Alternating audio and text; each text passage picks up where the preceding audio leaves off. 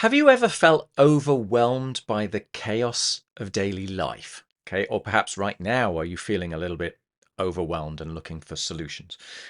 If so, that's what this video is going to be all about. So I'm going to offer you some techniques that will allow you to harness the power of mindfulness to bring about a state of inner peace, to center yourself. Okay. And I'm going to do this from my personal perspective because I have gone through this process. And I have to say, I am quite skeptical. Mindfulness is one of those things which is quite fashionable. It's been fashionable for the last few years, and I'm always rather suspicious about things that are fashionable. So what I would suggest to you is if you have a similar kind of skepticism, don't take my word for it, but do try the techniques that I'm going to suggest to you and see what you conclude as a result. Okay. So let's kick off with what is mindfulness. Okay. So for me, mindfulness is finding a way through the noise, through perhaps the sort of maybe a very slight sense of panic or electricity which is going on in your mind, a distractedness which is going on in your mind, a lack of focus, and bringing you back to be more grounded in who and what and where and when you are. Okay.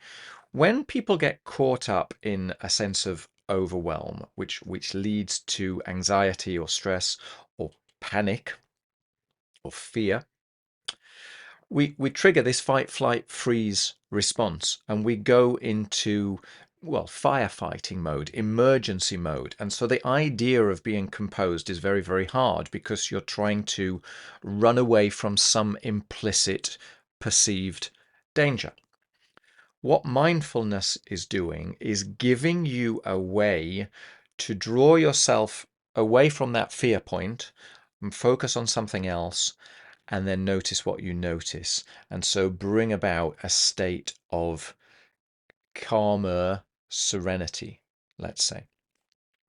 So how do you do that? And if the thing is, you see, it's all very well talking about this from a position of calmness. But if you are currently in a state of overwhelm, it doesn't matter how much someone tells you to meditate and go and empty your mind. You can't do it, right? Because there are more pressing things in your mind. So what I've found as the most useful parts of mindfulness are the ones which force you actually to focus on something else instead, and to receive the serenity, to receive the calming groundedness as a side effect of that, rather than pursuing it in itself, if that makes sense. So how can you do this? There are lots and lots of ways, but let's just give you five. Okay. Number one, the most important one, the one that comes up all the time in all the literature, is breathing. Follow your breathing. If you're stressed, if you're overwhelmed, it's quite likely that your breathing is shallow, that you're not accessing your diaphragm. Simply breathing in to the count of 4 and breathing out longer to the count of 6 or to 8 can activate the parasympathetic nervous system so that you will actually bring about a physiological, slower state of calm. But also what it does is that it allows you to focus on the breathing. So rather than focusing on the panic or the noise or the overwhelm or whatever, you have a single thing to focus on. So if you simply focus on each breath, the breath that you take in, and if it's hard to focus on something which is a little bit airy, focus on the temperature of the air that you breathe in through your nostrils and notice the temperature of the air that you're breathing in through your nostrils. Breathe in through your nose, breathe out through your mouth. As you breathe in, count to 4, 1, 2, 3, 4, something like that. Notice what you notice, pause, keep that breath for a moment, however long it feels comfortable, and then breathe out for 8. 1, 2, 3, 4, 5, 6, 7, 8. Maybe focusing on the breath, maybe focusing on the temperature of the air as you're breathing it out. promise you, if you do that 2 or 3 times, your body will already have calmed down. You're teaching your mind that because you're breathing slowly, your body must be at ease, therefore your mind has less need to panic. Okay, so it's a circular feedback loop, which is beneficial. So that one can be incredibly useful. Okay, and you can do that one pretty much anywhere, and you can practice it, you can get better at it. As I say, when you're in a state of overwhelm, your breathing tends to be shallow. So by doing this, you can actually, you can harness your diaphragm. You can even, if it helps, put the palm of a hand on your stomach and observe your diaphragm. Because strangely, when you breathe in, your diaphragm should expand, and then as you breathe out, your diaphragm should compress. Yeah. But if you're in a state of panic, it might be doing the opposite of that. So that can be very, very useful as a way of bringing about that state of focus. So that's one. Here's one that I love. Take a small piece of dried fruit, a sultana, a little piece of cranberry or something, in one of these little bags of trail mix. Look at it, observe the color, observe the texture in your hand, observe the temperature between your fingers. Look at it as if you were going to remember what it looked like to the point where you could describe it to someone else. And then when you're there, pop it in your mouth. Very, very slowly. Don't chew it at all. Just allow yourself to explore that piece of dried fruit with your tongue. Notice the texture, notice the flavors, and allow the flavors the time to develop. Do not chew on it. Do not swallow it. Just luxuriate in the experience of that tiny piece of dried fruit. And I promise you, you can do that for 2, 3, 4, 5 minutes, exploring and absorbing these nuances. And that can be an immense voyage of discovery because it's so absurd, because normally we just kind of eat, consume, put aside, go on and do our things. Same thing as the breathing. What you're doing is you're giving yourself time to slow down and look after yourself and notice what you notice, right? So you're not bringing a sense of expectation. You're just going in with a sense of curiosity, right? And seeing where that goes. That can be fantastic. I'll explain to you afterwards why they're fantastic. Third one that I discovered that came from Tony Robbins, in actual fact. He's got this delightful little video where he tells people to basically, when they wake up, just put their shoes by the side of the bed. Wake up, put your shoes on, get outside the door, and start chanting to yourself, I love my life, right? Which sounds utterly ridiculous. But if you do it, you're breathing.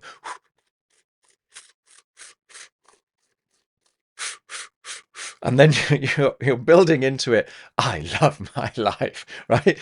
You can't help but notice the sense of absurdity about that. So it lifts your spirits in some ridiculous form anyway, even if you just feel nonsensical. But then the most important thing that comes after it is, having done that for a few minutes, it's to start naming, either out loud or in your mind, the things that you are grateful for. And so mindfulness is one of the vehicles into mindfulness is noticing what you're thankful for.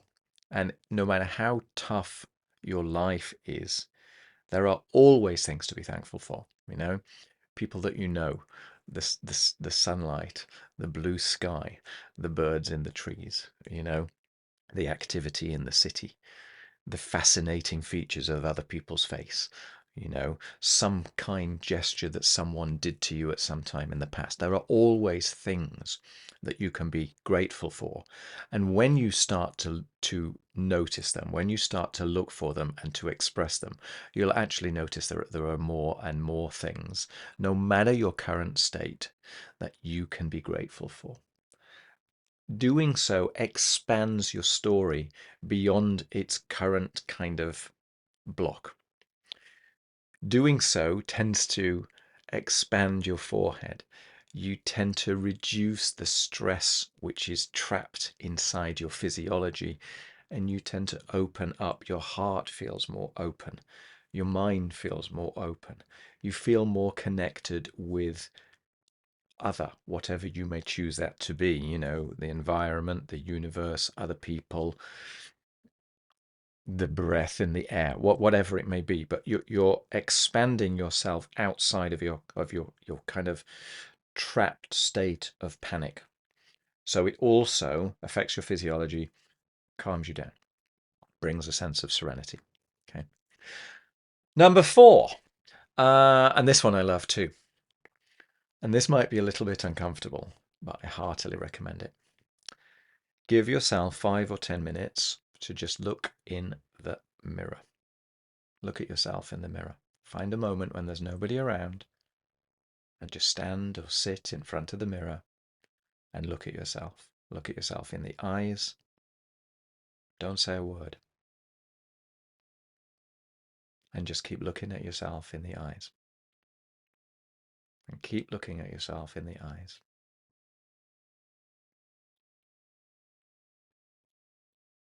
And if you're like me, you'll notice a shift in your chest,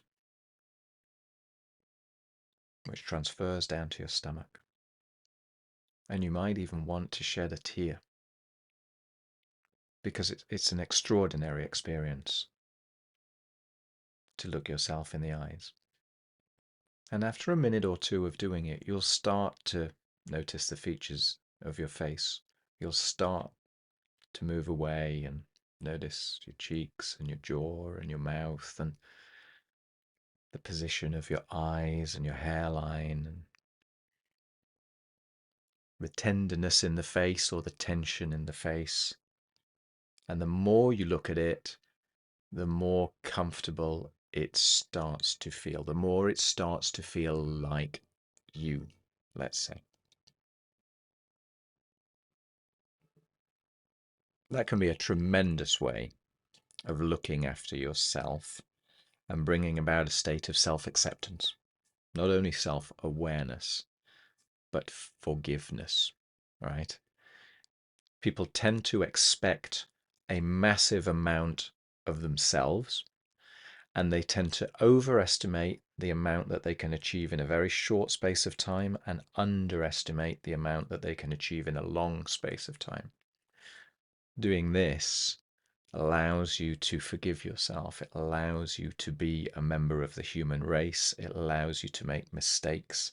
It allows you to start to love yourself, in actual fact, to be thankful for yourself, to give yourself a break, to get back on your own side, to be your friend again. The whole process is one of reassessing what you thought you were.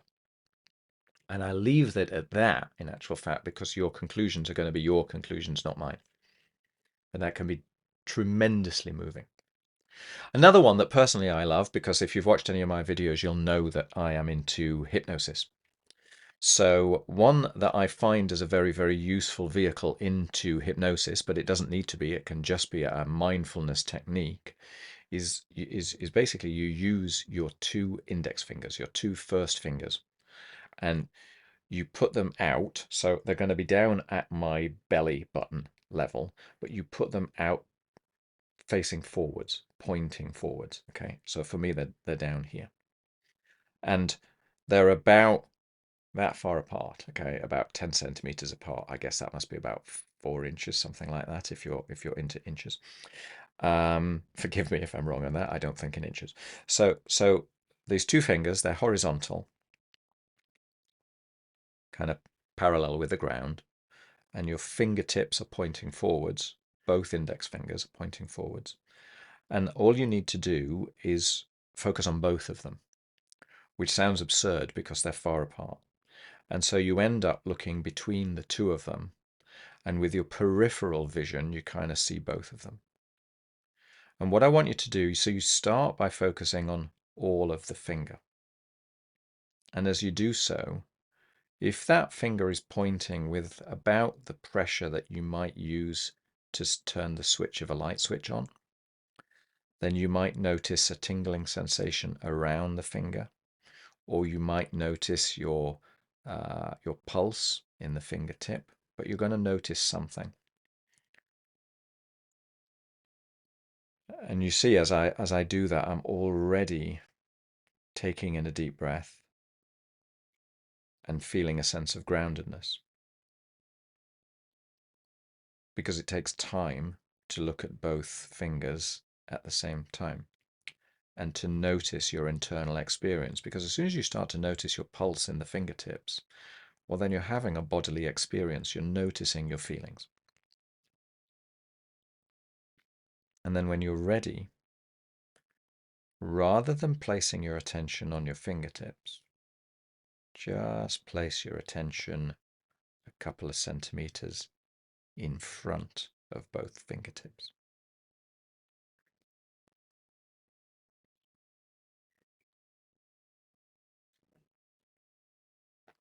And if you're like me, that brings a tremendous sense of calm, because there's nothing there to focus on.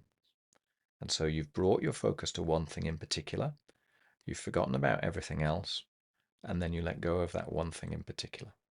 And you end up with a tremendous sense of calm, tremendous sense of serenity. No matter how much noise was there in the background, you found a place of peace.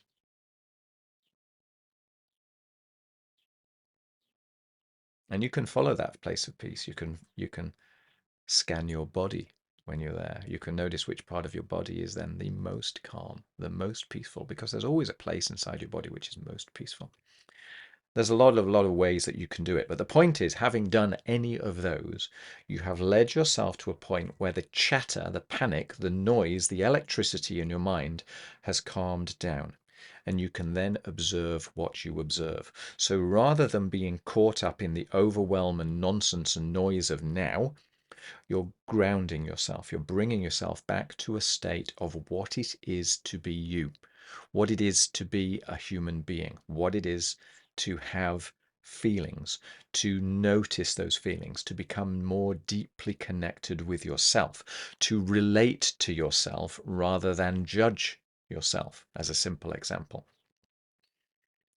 You're starting to respond rather than to react on impulse, and you're starting to, probably the word is forgive yourself. Probably self-acceptance is at the root of that journey.